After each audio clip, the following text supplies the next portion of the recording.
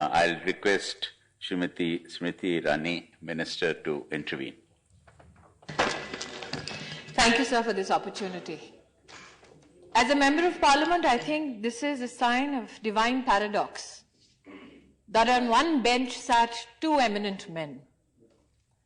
One who blessed me with his friendship publicly, though did try to have a knock at me as the HRD Minister. And on the same bench now is seated Pramod ji. However, before him sat a gentleman who told me, "Haan, pata hai kitni akal hai, baith jao." I remember the words of Mr. Yachuri, who said that without equality and fraternity, there truly can't be any liberty. But possibly it is a sign of the liberal and tolerant mind of an individual who sits here, is shushed in a patronizing manner, for possibly a Member of Parliament who has made comments about female parliamentarians and women at large in the country can patronizingly say, "Baitho, pata hai kitni akal hai." The gentleman in question is not in this house today. But as someone who has witnessed how the wheels of democracy turn in this very house, let me as a woman say today that irrespective of which ideological shore we stand, irrespective of the political debate and deliberation we delve in, this side or that, whenever the dignity of a woman is challenged, we speak in one voice.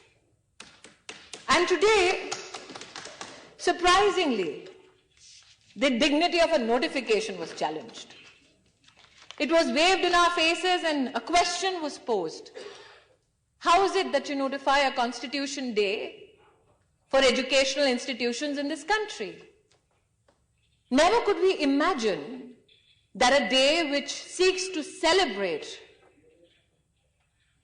the very history of how this Constitution came to be, a day that seeks to enrich the young, the future generation of this country, as to what sacrifices were made so that these values which are dear to humanity can be enshrined in this living Constitution, is a celebration I, as HRD Minister, will be compelled to explain. And hence, sir, the following explanation. On the 26th of August, there was a notification which rightfully indicates a notification dated 30th of May 2015. A notification which included in it the need to increase awareness about the Constitution among citizens, particularly children, on the 26th of November. There has been a debate as to this was the day when the draft was adopted, but it was actualized in January 1950. But as Indians, we cannot ignore the fact that this is the rock on which we sought to build the political salvation of our country.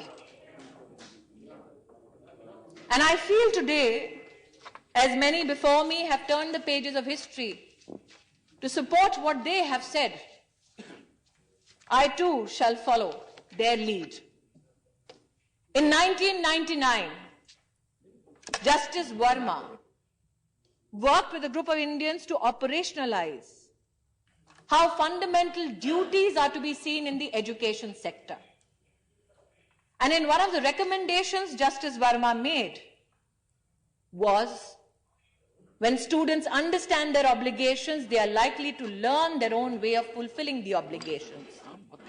Hence, he said, presentation of the values inherent in each clause of Article 51A through anecdotal talks at morning assemblies in schools should be organized. This, sir, is the notification which was subsequently given to the Central Board of Secondary Education, which said, amongst the events for the day, that the school head may address the students briefly about the significance of celebrating this day and also recite the preamble of to the Constitution. Mr. Yechuri, in his absence, I am... Sir, I do not yield my position to speak now, for I equally enjoy the right to free speech under this very Constitution. Though I have no copy of the office of the Honourable Chairman, I do here, sir, have in my hand Constituent Assembly Debate, volume, I believe, 11, where what Dr. Baba Saheb Ambedkar said, and I cast no aspersion here, I quote what Baba Saheb said. I quote, and he said, the condemnation of the Constitution largely comes from two quarters, the Communist Party, the Socialist Party.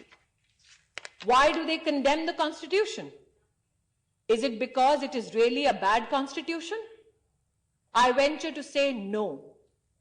The Communist Party want a constitution based upon the principle of the dictatorship of the proletariat. They condemn the Constitution because it is based upon parliamentary democracy. And as Indians, I do not yield, sir. As Indians, I think that this is a day of celebration. She's not yielding. That this is a day of celebration that irrespective of the ideological divide, irrespective of the personal views that Baba Saheb Ambedkar had about those that he felt do not support the Constitution, we as a united house discuss that very constitutional journey. I dare say that Mr. Yechuri quoted from a book, and so do I. Possibly the significance of this book might be understood after I recite the following. This is an oration called The Warrior Prophet of India about Netaji in 1967. This oration was by Shri S.K. Majumdar, barrister at law, advocate, Patna High Court and Supreme Court of India. His son, in the year 1996, 7th January, writes, whose name, by the way, is Air Commodore S.K. Majumdar, that this Netaji oration 1967, a lecture delivered by my late revered father, addressed particularly to the youth of our country, was virtually blacked out. And I, a bit intrigued, when approached by the grandson of this very man, who said that you as a parliament discuss the political constitutional journey of our country. Let this be read, if you deem fit, amongst eminent parliamentarians, so that it gets highlighted as to what many sacrifices were made, not only men who donned the political hat, but also men and women who served the nation nonetheless. In this book, I quote, sir, upon being told that he shall be expelled from the Congress party, Netaji said the following: do they object to me because I would not be a tool in their hands? Or do they object to me because of my ideas and principles? This too is a part of history which we can learn from. Sir, in this very house, we have had many heated debates on our history, our education system. Baba Saheb had said, they cannot make history who forget history. And when I turn the pages of how this man, cherished as the architect of the Indian Constitution, saw his contribution in the making of this living document, which gives us liberty, equality, and fraternity, he said that these three terms did not come from me, a scholar of political science. These three terms come to me from my master, the Buddha. And I think that is the beauty of our Constitution, that such great men and women knew where to separate their personal religious beliefs from the documents that they signed, which told us what kind of a destiny we can carve out for ourselves as a nation. I think it is paradoxical that today Sharad ji, a very senior parliamentarian, yet again told me, "Beto, beto." Imagine if such a parliamentarian, politician, was a part of the drafting committee. Mr. Yechuri is right. As a woman in India, I celebrate the fact that women in many nations across the world had to struggle to get their right to vote. I got it because my constitution gave it so at the birth of this very nation as a republic in 1950. But imagine, as the leader of the House said today, what kind of restrictions would such a senior parliamentarian would have imposed on a woman like me while this was being drafted? Would I have been told, "Savli ho to vote karne ka adhikar nahi"? Would I have been told, "Parkati ho to vote karne ka adhikar nahi"? I see that some are disturbed by what I say. But apart from the social realities that were counted in this very house today, this also is a reality we must embrace. For the victims of such reality do not reside only outside this house, but we have witnessed it in this very house. Let's look at what Baba Saheb Ambedkar felt with regards to education. In the year 1945, he established the People's Education Society. Until this date, are two living monuments in the field of education, his legacy. One in Aurangabad, which is the Milind Mahavidyalaya, set up in 1950, and the other is the Siddharth Law College in Mumbai, set up in 1956. And the very thrust with which Baba Saheb set up these institutions was to bring about intellectual, moral and social democracy. And he insisted that men and women of this country will study in these institutions together, shoulder to shoulder. Another part of history. Baba Saheb said, "I would like that the right to free and compulsory education to children be given as a fundamental right while we draft this constitution." But the government of the day said, "Let's have a committee which can sit and look into this issue." And citing costs, the advice given was, don't make it a fundamental right. Put it in the directive principles. As I read through the Constituent Assembly debates, there were many who cautioned then that the directive principles are not justiciable. They cannot be enforced. They provide an architecture of good governance. But Baba Saheb felt that is not thrust upon the future of this nation. How governance should be. Let us tell them how governance ought to be. And in the year when Shri Atal Bihari Vajpayee became the Prime Minister of this country, was brought the 86th Amendment, which gave a child from the ages of 6 to 14 free and compulsory education. And this is the rock on which was built the Right to Education Act, enforced on the 1st of April 2010. Baba Saheb fought for equity in education for those belonging to the scheduled caste, scheduled tribes. He made provisions for them in the Constitution. But as a parliamentarian, just not as a BJP representative, I say proudly that irrespective of the challenges of this house or the other, we rose unanimously through the Sarva Siksha Abhiyan to give us framework for equity and education for the scheduled caste and scheduled tribes. So yes, विषमताओं का देश है, लेकिन इस देश में इतनी भी क्षमता है कि जब समय की मांग हो, पुकार हो, तब हम धर्म और जाति तो छोड़िए, अपनी राजनीति को परे रखकर राष्ट्र के प्रति समर्पित भाव से काम करना जानते हैं. There are many who make a mockery of a history, a culture, civilization. Rightly so, it's their democratic right. And I don't deny that democratic right to any Indian citizen, as is mine to read the following. Gandhiji, in Chatham House in 1931, when asked about the Indian education system, said, and I quote, "I say without fear of my figures being challenged successfully that today, in the 1930s, India is more illiterate than it was 50 or 100 years ago.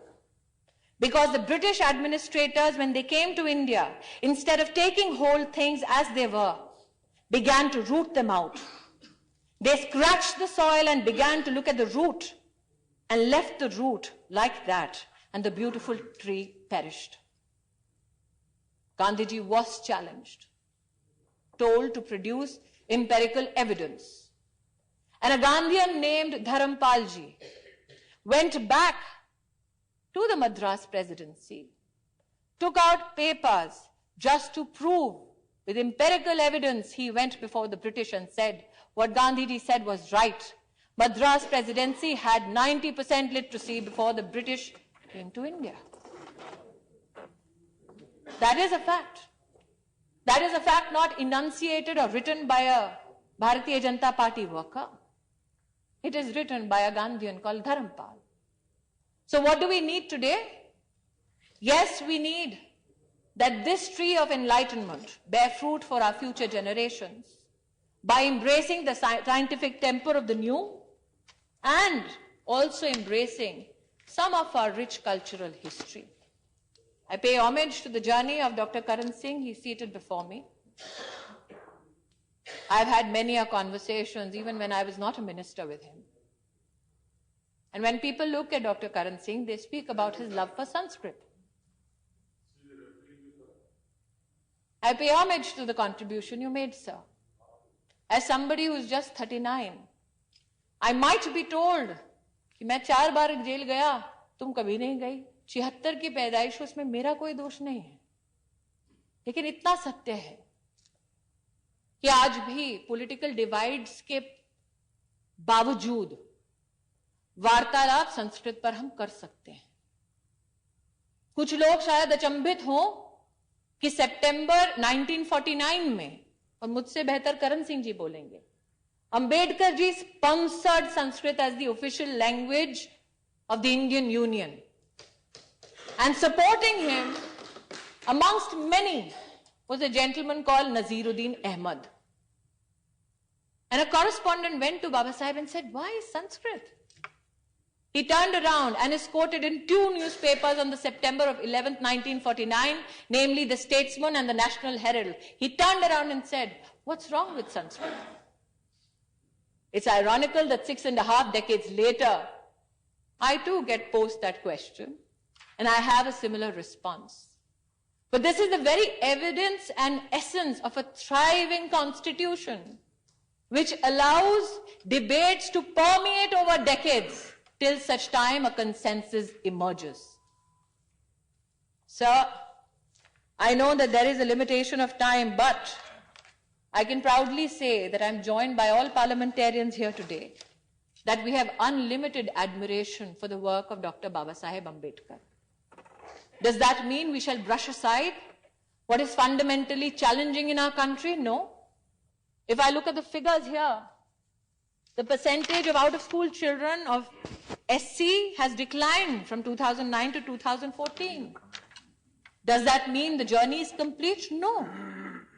But the very reason we celebrate a living constitution, a living document, is because it enables us to continue that journey till such time a collective destination of equality, liberty, and fraternity is reached.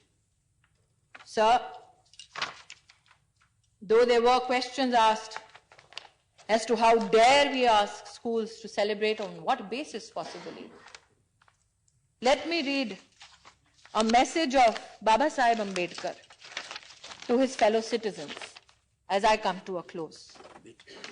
He said, "I do not want that our loyalty as Indians should be in the slightest way affected by any competitive loyalty, whether that loyalty arises out of our religion, out of our culture, or out of our language.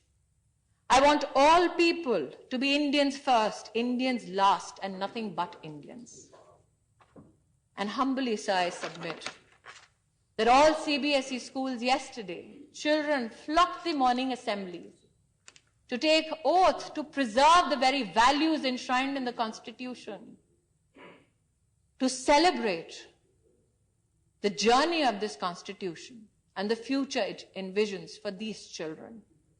And they resolutely, these children of our nation, that today in this August House, I can't identify by religion, creed, culture, sex, resolutely said that we all want to be Indians first, Indians last, and nothing but Indians. Thank you, sir.